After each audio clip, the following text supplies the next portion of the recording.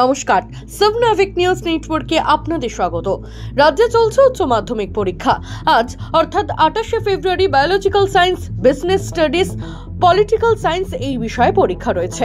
Office যাত্রীদের পাশাপাশি পরীক্ষা কেন্দ্রে সঠিক সময়ে পৌঁছানোর জন্য গণপরিবহন ব্যবহারে বহু ছাত্রছাত্রী লোকাল ট্রেনের ওপর নির্ভরশীল। তবে এই গুরুত্বপূর্ণ দিনগুলিতেও রেল পরিষেবায় গন্ডগোল। ফের ভাঙল সোদপুর 8 নম্বর রেলগেট। চরম বিপাকে নিত্যযাত্রী থেকে শুরু করে উচ্চ মাধ্যমিক পরীক্ষার্থীরা। গোটা ঘটনায় উঠছে রেলের গাফিলতির অভিযোগ।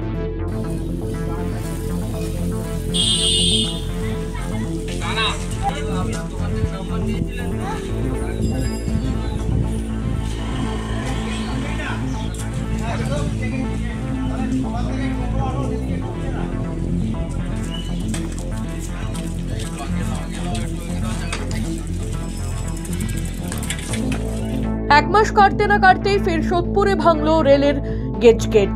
বলা চলে আবারও সেই একই ঘটনার পুনরাবৃত্তি। লরির ধাক্কায় ভাঙল সোদপুর 8 নম্বর রেলগেটের গেট।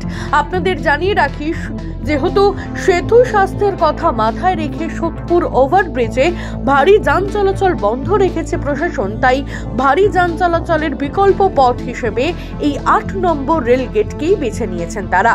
প্রতিদিন এই গেট পারাপার করে প্রচুর যানবাহন। তবে আজ সকাল থেকে রেলগেট বন্ধ থাকায় চরম সমস্যায় পড়েছেন নিত্যযাত্রী থেকে শুরু করে সাধারণ মানুষ সকলে।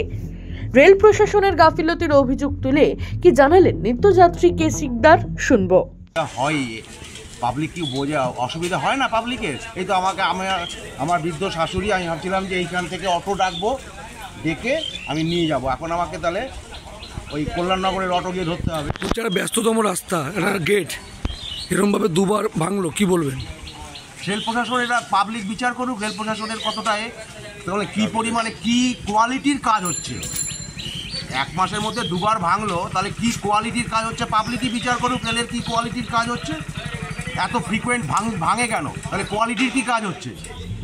প্রতিদিন এই রাস্তা ব্যবহারকারী স্থানীয় এক টোটো চালক রাজু রায় কি জানালেন, চলুন শুনে নেওয়া যাক। ভাড়া কাটতে এখন দেখছি গেট খারাপ। এটা 8 নম্বর রেলগেট, সোদপুর 8 নম্বর রেলগেট। আমাদের এই মাঝে মাঝে গেটটা এরকম ভেঙে যাচ্ছে, লরিতে ভেঙে দেয়, বড় বড় লরি ঢোকে ভেঙে দেয়। গেটের কোনো ব্যবস্থা নেই। গেটের আমাদের তো প্রচুর অবস্থা খারাপ। এই ভোগান্তি হচ্ছে প্রতিদিন একই অবস্থা। এক মাসের মধ্যে দুবার ভাঙলো এ নিয়ে। আর রেল কর্তৃপক্ষ যে কি করছে এখন, এই সারাদিন এখন রাত্রির অবধি হয়তো এরকমই হবে। ভোগান্তি ভাড়া কাটতে পারবো না, জানি না কি হবে।